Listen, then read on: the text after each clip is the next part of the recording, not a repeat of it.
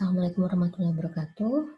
Di sini saya akan menyampaikan materi tentang mortalitas dengan menggunakan data frekuensi panjang dari yellow strip goldfish Penaeus vittatus yang ditangkap dari Teluk Manila, Filipina. Untuk materi ini yang perlu kita ketahui adalah goal-nya atau tujuannya, yaitu adalah kita ingin menduga koefisien Z, yaitu adalah total mortality, koefisien F, yaitu adalah vision mortality, dan koefisien M, yaitu adalah natural mortality. Data yang harus kita miliki adalah data frekuensi panjang. Yang pertama adalah kita harus punya kelas mid-length-nya, atau nilai tengah dari kelas tersebut, dan jumlah individunya berapa. Misalnya di sini 6,5, pada kelas 6,5 maka kita punya jumlah individu 3. Begitu seterusnya hingga kelas terakhir, yaitu adalah kelas 23,5 di mana jumlah individu adalah 1. Kita beralih pada sheet catch curve. Kita masih punya 2 kolom sebelumnya, namun di sini kita tambah lagi 3. Penjelasan kolomnya adalah sebagai berikut. 2 yang atas kita sudah jelaskan.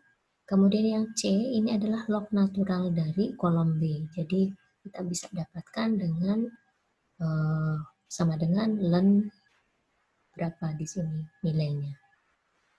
Setelah itu kita bisa tahu juga di sini E itu adalah log natural dari jumlah individu estimasi. Ini. Yang jumlah individu sebenarnya adalah pada kolom B. Selain itu, saya berikan juga hal-hal yang terkait pada spesies. Misalnya adalah panjang maksimum. Panjang maksimum ini kita ambil yang total length. Ada Fock length, tapi yang kita ambil dalam hal ini adalah total length. Ada juga standard length. Kemudian K, di sini adalah konstanta pertumbuhan panjang. Kemudian T adalah temperatur 28 derajat Celcius. Dan L infinity yaitu 24,31. Untuk L infinity dan K di sini kita dapatkan dari persamaan sebelumnya. Misalnya persamaan Ford-Waldorf. Jadi kita hitung dulu berapa K dan L infinity-nya, baru kita bisa menduga kematian ini. Selanjutnya adalah langkah-langkahnya. Pertama, kita duga umur relatif dengan menggunakan rumus umur relatif pada box warna biru ini. Jadi kita sesuaikan saja apa yang dibutuhkan oleh rumus ini, yaitu di sini kita bisa lihat sama dengan ln dari 1 minus A2. A2 di situ adalah sebagai LT dibagi dengan 23,1, yaitu adalah panjang maksimum, dibagi dengan 0,59, di situ adalah K-nya atau konstanta pertumbuhan panjang. Yang kedua, setelah kita memperoleh umur relatif, maka kita meregresikan antara ln N dan umur relatif. Mengapa kita regresikan kedua kolom ini, kedua variabel ini? Karena atas dasar rumus ini. Jadi sebelumnya pada materi, saya sudah berikan rumus ini. Rumus ini adalah NT itu adalah jumlah individu pada suatu masa atau suatu waktu, itu ditentukan dari berapa jumlah individu awal, yaitu adalah N0, jumlah individu pada waktu 0, dikalikan dengan eksponensial dari minus Z atau koefisien total mortality dikalikan dengan waktu.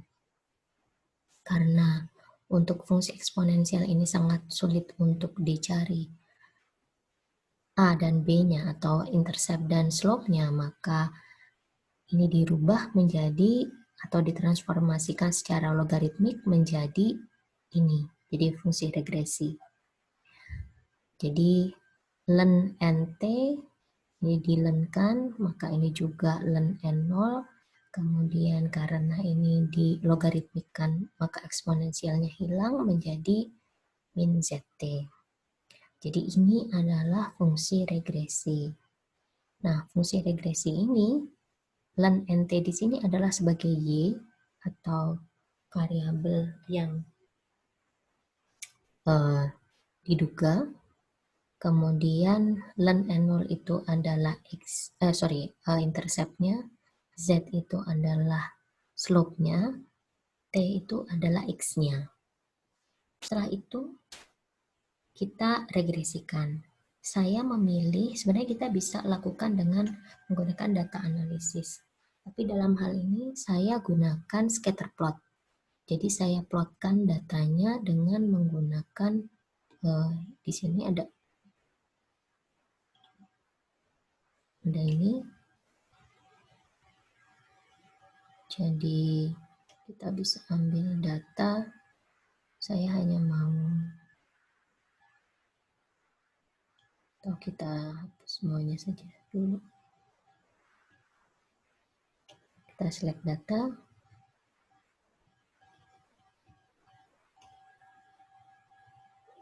Jadi X-nya itu adalah umur relatif. Kemudian Y-nya di sini adalah ini. Oke, seperti ini. Pada saat kita sudah memperoleh gambar ini, grafik ini, jadi kita bisa tambahkan trend line di sini, trend line. Kemudian kita tambahkan equation-nya dan R-square. Ini ya, sama seperti ini. Saya hapus saja yang ini karena lebih jelas yang bawah. Nah, kita bisa lihat di sini bahwa kita memiliki R kuadrat atau koefisien determinasi sangat rendah sekali, yaitu lebih mendekati 0. Oleh karena itu, saya bilang di sini grafik di atas tidak dapat dipakai karena trend line-nya linear, yang secara linear tidak mampu merepresentasikan data yang tersebar karena koefisien determinasinya kecil. Koefisien determinasi itu berfungsi untuk menilai apakah suatu model bisa merepresentasikan keadaan yang sebenarnya. Karena ini jauh dari 1, maka saya memilih untuk meregresikan kembali ln dan t ini pada langkah selanjutnya yang mampu membuat trendline yang bisa merepresentasikan data.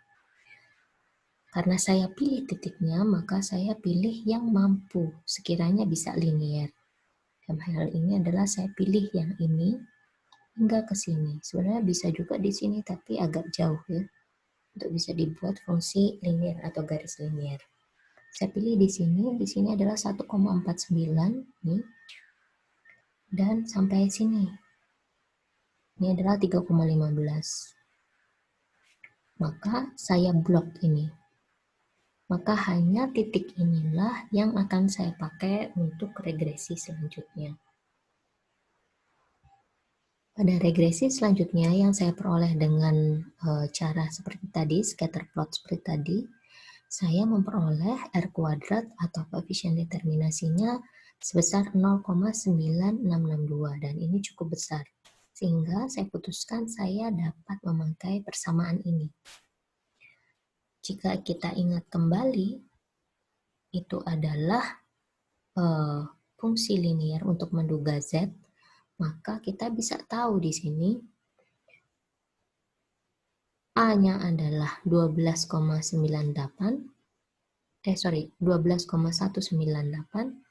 kemudian B-nya atau Z-nya, koefisien yang kita ingin duga, total mortality itu sebesar 3,6. Setelah kita mampu memperoleh nilai Z, maka selanjutnya adalah kita ingin mengetahui berapa koefisien M. Koefisien M di sini adalah natural mortality.